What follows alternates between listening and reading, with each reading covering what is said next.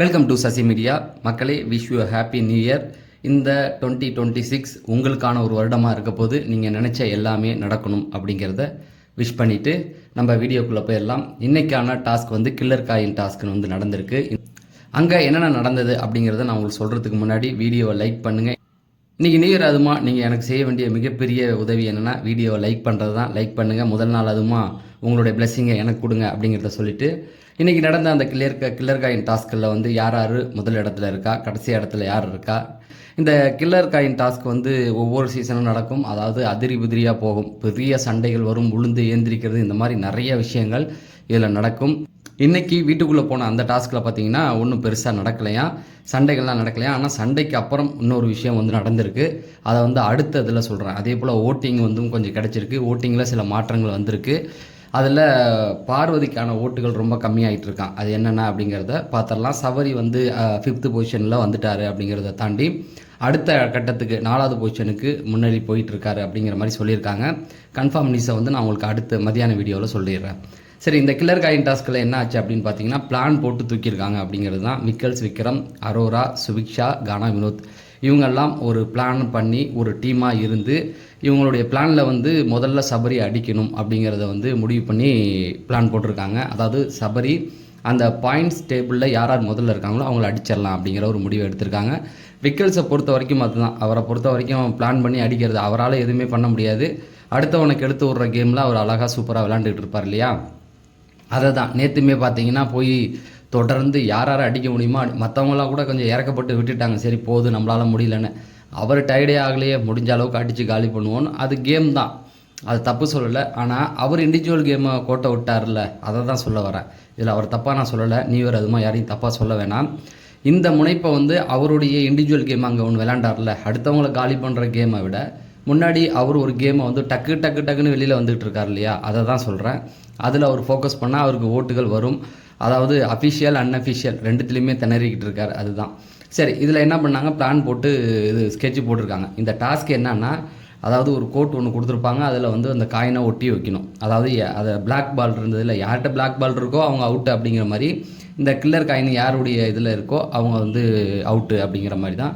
First round போன உடனே plan போட்டாங்க. எல்லாருடைய கண்களும் நேற்றே வந்து சபரி மேலே தான் இருந்தது. தப்பு கிடையாது, கரெக்டாக பண்ணி தான் ஆகணும். ஏன்னா அதுதான் கேம். ஃபஸ்ட்டு இடத்துல அவர் தானே இருக்கார். அப்படி இருக்கும்போது ஃபஸ்ட்டு பிளேஸில் இருக்கிறவங்கள நோக்கி போகிறது தான் முறை. அந்த மாதிரி பிளான் போட்டு எல்லாருமே வந்து தூக்கி அடித்து சபரியோடைய இதில் அந்த கோர்ட்டில் வந்து ஒட்டிட்டாங்க. அவர் வந்து ஃபஸ்ட் ரவுண்ட்லேயே அவுட்டு. அது நேற்றே எனக்கு தெரியும். ஏன்னா பாயிண்ட்டு டேபிளில் வந்து அரோரா உத்து பார்த்துட்டு எல்லாத்தையுமே ரெஜிஸ்டர் பண்ணிகிட்டு இருந்தாங்க. சுபிக்ஷா அதுக்கப்புறமேட்டு விக்கல்ஸ் விக்ரம்கிட்ட அவரை தூக்கணும், சபரி தான் முதல் இடத்துல இருக்கார், அவரை தூக்கணும் அந்த ஒரு மனக்கணக்கிலேயே அவங்க விளையாண்டுக்கிட்டு இருந்திருக்காங்க. அவங்களும் சரி, இந்த பக்கம் வந்து பார்வதி இவங்க எல்லாருமே வந்து சபரியை காலி பண்ணணும் அப்படிங்கிறதுல தான் இருந்தாங்க. அது கரெக்டான ஒரு விஷயமாக தான் நான் பார்க்குறேன். இதை நான் தப்புன்னு சொல்லவே மாட்டேன். அதன்படி அவர் சட்டையில் ஒட்டி வச்சு அவரை காலி பண்ணிட்டாங்க. அடுத்தது யாருக்குமே எதிர்பார்க்காத ஒரு விஷயம் நடந்தது. என்ன அப்படின்னு பார்த்தீங்கன்னா, இந்த டீம் அடுத்தது என்ன பண்ணியிருக்காங்க அப்படின்னா டைரெக்டாக போயிட்டு இவங்களை அடிச்சிருக்காங்க. அதாவது பார்வதி தானே 2வது இடத்துல ஓடு அப்படின்னு சொல்லி பார்வதியை அடித்து காலி பண்ணிட்டாங்க. அடுத்தது என்ன பண்ணுறாங்கன்னா 3வது வந்து காமு மாமா, அதாவது கமருதீனை ஓடி போய் அடிச்சு விட்டாங்க. நேற்று கமருதீனை வந்து காப்பாற்றுறாங்க. நல்லா தெரியுது கமருதீன் டாப் 5ல் இருக்க போகிறாரு அப்படிங்கிறது. இப்போ இங்கே வெளியில எல்லாம் ரெட் கார்டுங்கிறாங்க. நள்ளிரவில் நான் ஃபுல்லாக உட்காந்து பார்க்குறேன். அவரும் பார்வதியும் உட்காந்து பேசுனதை ஃபுல்லாக கட் பண்ணிட்டாங்க. ஆனால் பேசிக்கிட்டு தான் இருந்தாங்க. 3 மணி வரைக்கும் பேசியிருக்காங்க. அதுக்கு இடையில என்னாச்சு, இவங்க பேச போகும்போது ஆடியோவை கட் பண்ணி விட்டாங்க. அதுக்கப்புறமேட்டுக்கு வந்து பார்த்தீங்கன்னா இந்த பக்கம் தூங்குறத மட்டுமே காமிக்கிறாங்க. அங்கே முழிச்சிருக்கவங்களை காட்டணுமா இல்லையா, முழிச்சிருக்கவங்களை விட்டுட்டு தூங்குறவங்களை காட்டுறாங்க. அப்படின்னாவே நல்லா தெரிஞ்சு போச்சு. கமருதீன் வந்து டாப் 5ல் கொண்டு வரதுக்கு எல்லா முயற்சியும் நடக்குது. அதே போல் ஓட்டிங்கில் வந்து பார்வதியை தாண்டி அவர் தான் போயிட்டுருக்காராம். சரி, அதை அடுத்த வீடியோவில் சொல்கிறேன். கமருதீனை அடித்து காலி பண்ணி விட்டாங்களாம். அதுக்கப்புறமேட்டுக்கு வந்து அரோராவை காலி பண்ணி அதுக்கப்புறம் திவ்யா சாண்ட்ராவை காலி பண்ணிவிட்டு அதுக்கப்புறமேட்டுக்கு பார்த்தீங்கன்னா அப்படியே விக்ரம் அந்த பக்கம் சுபிக்ஷா அவங்க வந்து பாயிண்ட் டேபிளில் கரெக்டாக வர மாதிரி பார்த்துட்டு இதில் யாருமே எதிர்பார்க்காத ஒரு விஷயம், கானா வினோத் வந்து ஃபஸ்ட்டு வந்துட்டார். அதாவது இந்த டாஸ்க்கு தொடங்கிலேருந்து ஃபிசிக்கல் டாஸ்க் வைங்க அப்படிங்கிற மாதிரி சொல்லிட்டு இருந்தார். சாண்ட்ரா கூட நேற்று சொன்னாங்க, நேற்று ஒரு ஃபிசிக்கல் டாஸ்க்கு வச்சாங்க, அதுலேயும் அடி வாங்கிட்டு தான் உட்காந்துருந்தாருன்னு. அதுக்கு பதிலடி கொடுக்குற விதமாக என்ன பண்ணிட்டார் அப்படின்னா ஃபஸ்ட்டு இடத்துக்கு அவர் வந்துட்டார். இந்த டாஸ்க்கை ஜெயிச்சிருக்கிறது அவர் தான். அதில் அவரை சார்ந்தவங்களுக்கெல்லாம் ரொம்ப சந்தோஷமாக இருக்கும். ஏன்னா ஒரு டாஸ்க் கூட ஜெயிக்கலையே அப்படின்னு பேசிட்டு இருந்தாங்க. ஆனால் டாஸ்க்கு நல்லா விளையாடக்கூடியவர் தான். அவருக்கு ஒர்க்காவில் அவுட் ஆகிட்டு வந்துட்டார்.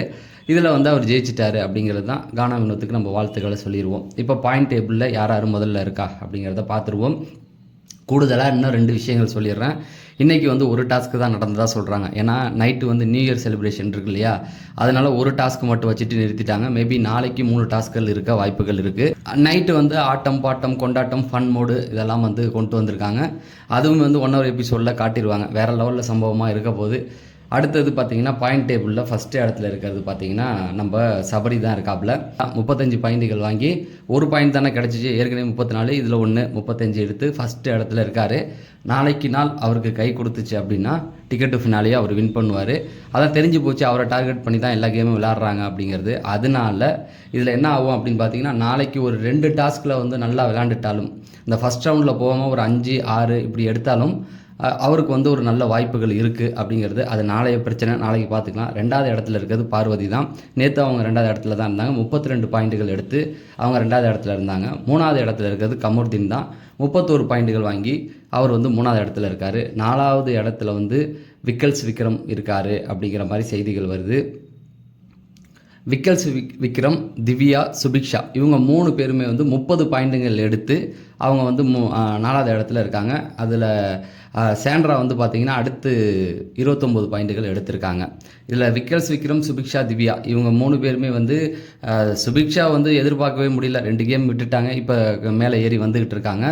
விக்ரம் பொறுத்த வரைக்கும் வந்து பார்த்திங்கன்னா ஒரு டாஸ்க்கு நல்லா விளாண்டுட்டு அதுக்கப்புறம் மற்ற டாஸ்க்கை கோட்டை விட்டனால அவருடைய பாயிண்ட் வந்து 30லேயே இருக்குது. ஆனால் இன்னும் ஒரு 5 பாயிண்ட் தான். ஸோ ரொம்ப டேஞ்சர் வந்து விக்கல்ஸ் தான். அதாவது கன்னிங்காக ஒரு கேமை வந்து ப்ளே பண்ணுவார் அப்படிங்கிறது நல்லாவே தெரியுது. அவர் ஜெயிக்க முடியலனாலும் சுபிக்ஷாவை ஜெயிக்க வைக்கிறதுக்காக அவர் நிறைய விஷயங்கள் நாளைக்கு வந்து பாருங்கள். சபரியை டார்கெட் பண்ணி தான் கண்டிப்பாக அவர் வருவார். அடுத்த இடத்துல இருக்க பார்வதி மட்டும் என்ன கமருதீன் பண்ணுவாரான்னு தெரியல. ஆனால் பார்வதி கண்டிப்பாக மேலே வரதுக்கு தான் ட்ரை பண்ணுவாங்க. அவங்களுக்கு நிறைய வாய்ப்புகள் இருக்குது. அப்போ இந்த 3 இடத்துல இருக்காங்களா, சபரி ஃபஸ்ட்டு, 2வது பார்வதி, 3வது கமருதீன், இவங்கள டார்கெட் பண்ணி தான் விக்ரமுடைய கேம் இனிமே இருக்கும் அப்படிங்கிறத சொல்லிடுறேன். அடுத்து 29 பாயிண்ட்டுகள் வாங்கி சாண்ட்ரா இருக்காங்க. சாண்ட்ராவால் இனிமேல் எதுவுமே பண்ண முடியாது. அவங்களுக்கு பிக் பாஸே ஏதாவது ஹெல்ப் பண்ணி கொஞ்சம் கொடுத்தா மட்டும்தான் அவங்களால வர முடியும் அப்படிங்கிறது தெரிஞ்சு போச்சு. கடைசி இடத்துல கானா வினோத் 22, அவராலையும் வர முடியாது. அவங்க 2 பேருமே கேமை விட்டு வெளில போயிட்டாங்க அப்படிங்கிறது தான். கானா வினோத், சாண்ட்ரா இவங்க 2 பேரால் இனிமேல் பாயிண்ட் டேபிளுக்குள்ளே வர முடியாது. ஆனால் விக்கல்ஸ், சுபிக்ஷா, திவ்யா இவங்க 3 பேரும் கண்டிப்பாக வந்து சபரியுடைய இடத்துக்கு வர முடியும். ஏன்னா 3 டாஸ்க் இருக்குது. இன்னும் 24 பாயிண்ட்டுகள் இருக்குது. அதை எடுத்தாங்கன்னா எங்கேயோ போயிடுவாங்க. ஸோ டஃப்பாக தான் இருக்குது. இன்னும் கேம் வந்து ரொம்ப டஃப்பாக தான் ஆக போகுது.